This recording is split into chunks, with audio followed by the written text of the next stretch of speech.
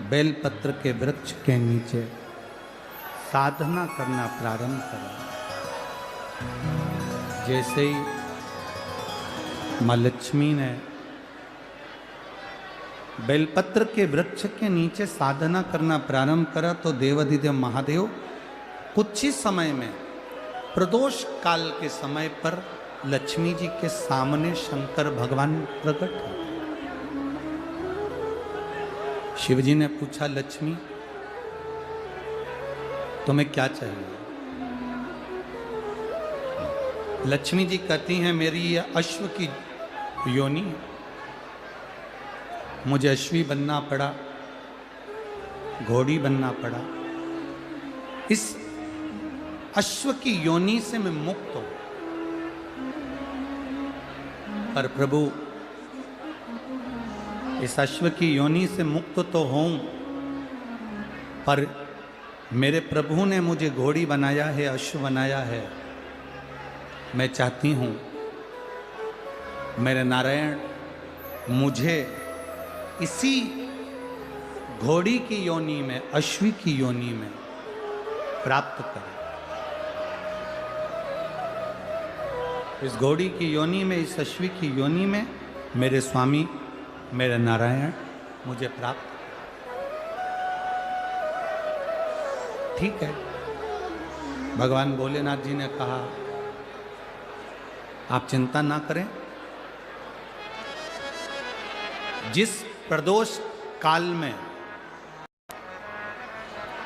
आप बेलपत्री के वृक्ष के नीचे आती हो,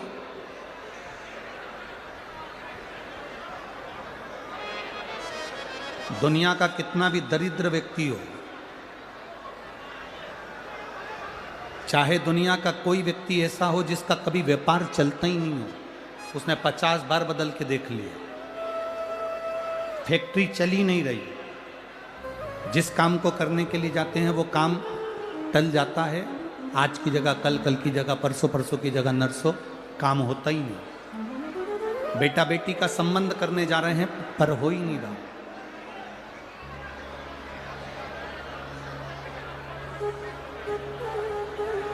कितना भी दरिद्र से दरिद्र व्यक्ति है, कितना भी दीन से दीन व्यक्ति है,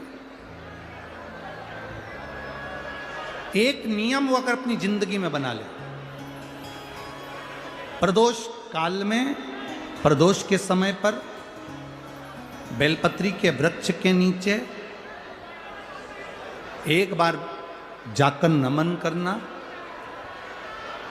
और प्रदोष काल में शंकर भगवान के मंदिर में दिया लगाना, ये दो चीजें अगर वो 3 महीना भी लगातार कर ले तो उसके जीवन में कभी कोई समस्या आ ही नहीं सकती, कोई दुख आ ही नहीं सकता।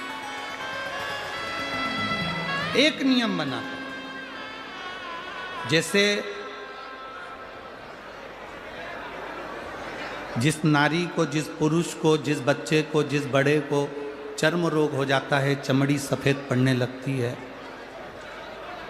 जब चमड़ी सफ़ेद पड़ने लगती है, चर्म रोग जैसा जब हो जाता है या चर्म रोग उसको घेरने लगता है, चमड़ी जब सफ़ेद पड़ने लगे या चमड़ी काली पड़ने लगे, या चर्म रोग सोराइसिस जैसी बीमारी तक के लिए है हमारा,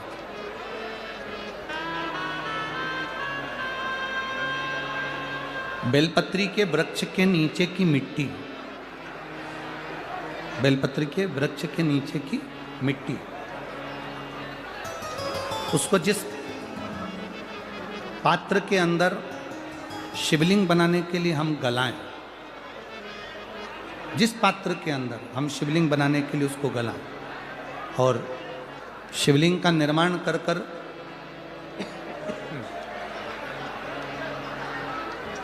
हम बेलपत्री के वृक्ष के नीचे उसका पूजन करें, उसका विसर्जन करें।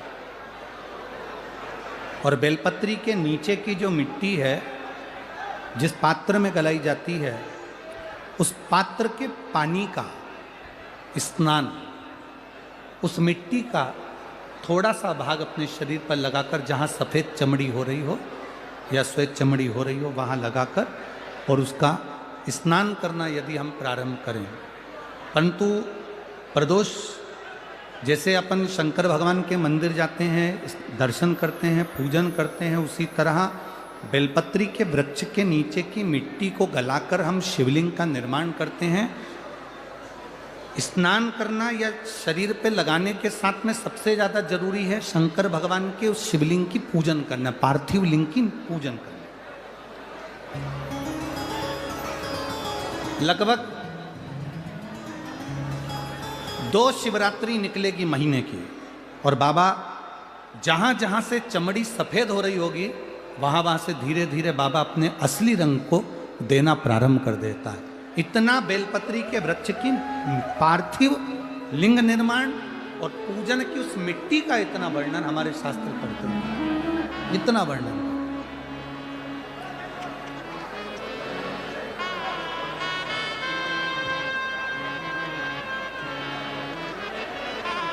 शिव कथा कह रहे,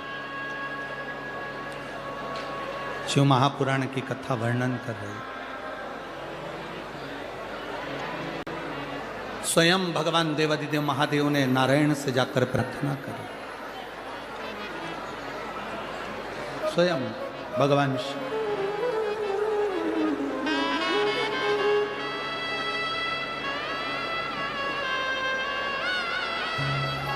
शंभु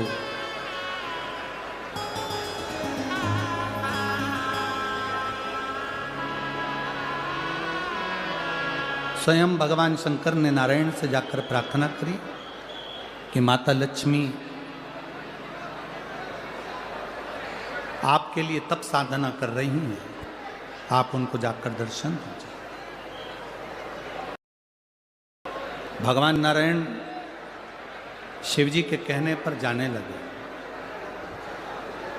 भगवान शंकर के कहने पर भगवान नारायण जाने लगे, पर भगवान शिव जी ने भगवान नारायण को रोका,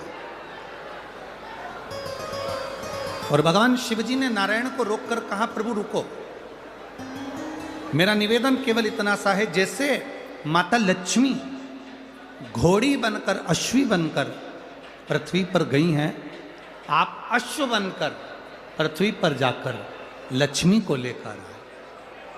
भगवान स्वयं नारायण अश्व बनकर पृथ्वी पर जाते हैं और लक्ष्मी जी को लेकर आते हैं।